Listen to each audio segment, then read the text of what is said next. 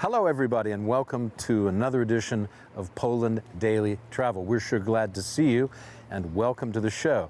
We're in the fantastic little medieval town of Sandomierz, once one of the most important towns in Poland, and some people say it is still one of the most beautiful. It's built on 7 hills. That's the curious thing about it. It doesn't make it anything like Rome, which is also built on 7 hills. So I'm not going to call it the Little Rome of Poland, because that would be an insult to what on its own needs no comparison. It is perhaps the most pristine of all the medieval towns of Poland. Torun itself, a Gothic masterpiece, is quite a bit bigger than Sandomierz, which has retained very much its rural, provincial flavor over the centuries.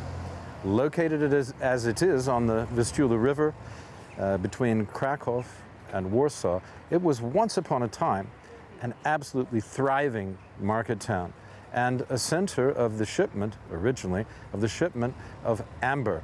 That's right, from the north of Poland and going to the Romans and even the Greeks before them. So it's an ancient traveled route. And not only that, we have some evidence that people have been living in this area back to Celtic times, which would be 12,000 years ago. It's also one of the oldest towns in Poland. It has a rich Polish history.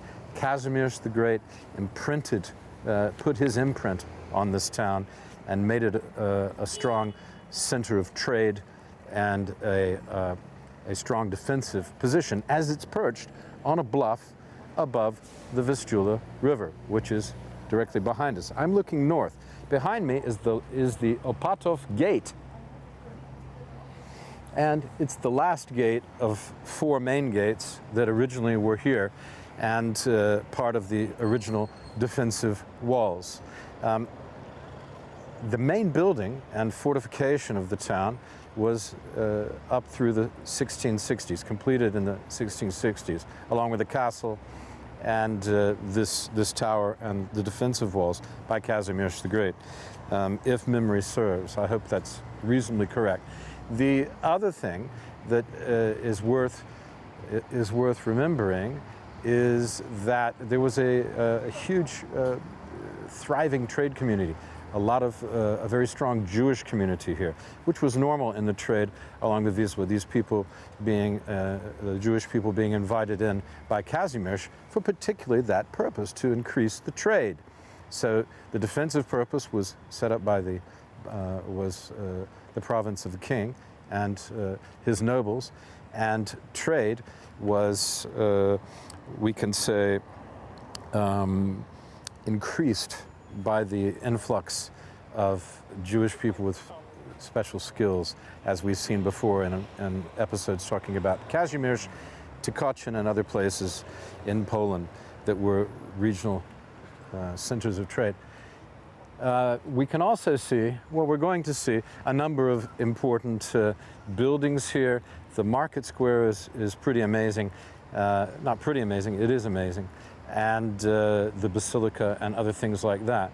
And eventually we're going to go down by the river and some other things and take you to see walk along the river and take you to see the Pepper Mountains.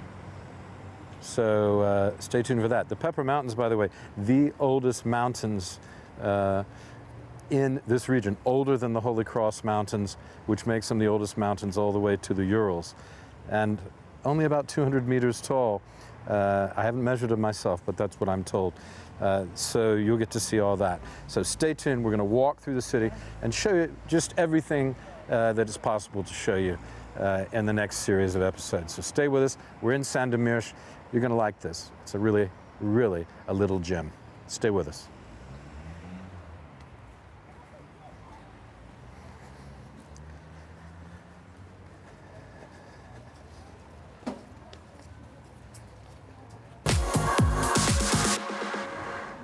Right.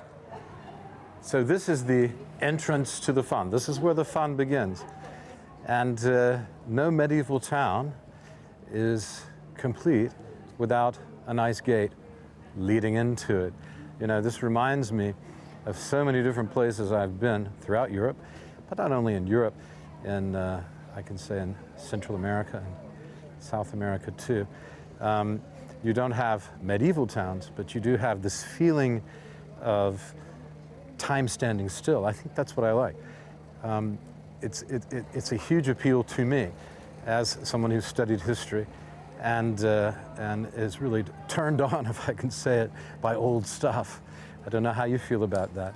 Fun of all kinds, but for me, there's nothing like placing myself in the shoes of people who've gone centuries and centuries and centuries before, and then trying to imagine what it must have been like for them over those centuries. You see, 200 years ago, for example, is nothing if you look at the history of this town.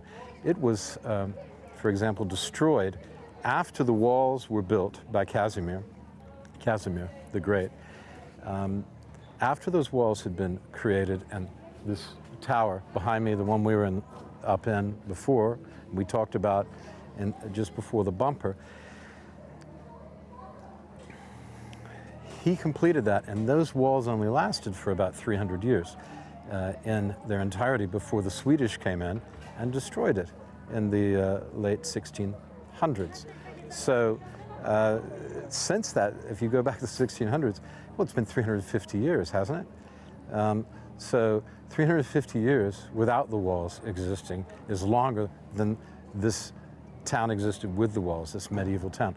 So it's just fun to think about those things and to walk in those footsteps. I mean, that's what makes, for example, Americans like me want to come and travel in Europe and other older civilizations, to have this feeling and to get a sense of time passing slowly over the thousands of years. And as I said before, it's worth remembering that while that's a short time, that history is a short time as well. The history, say 1,000 years of this town, is a short time compared to the 12,000 years that we know that people have been living in this area. And then, well, people like us, more or less. Before that, you have, of course, Neanderthal men living here in the Neolithic times, and some form of human being may have been here long before that. So it gives one pause. This is old to us nowadays, but in terms of what we're used to. But in terms of the history of civilization, this has only been here a short time, no matter how old it looks to us. But, you know, it's an indication, just walking through this town and seeing its surrounding environment is an indication of how slowly time does pass to our perception. And this becomes, a town like this, so pristinely preserved, becomes a kind of time machine, I suppose I'd like to say. It's a kind of time machine where we can experience the past in a very real way. We can walk in the steps of people who walked in the centuries on this particular road. And unlike a place like Warsaw, which has been wholly reconstructed, Sandomierz has remained pretty much intact for all these years. So let's go, come with me, let's go take a look around. Stay tuned for the next episode. Oh, we'll be right back tomorrow.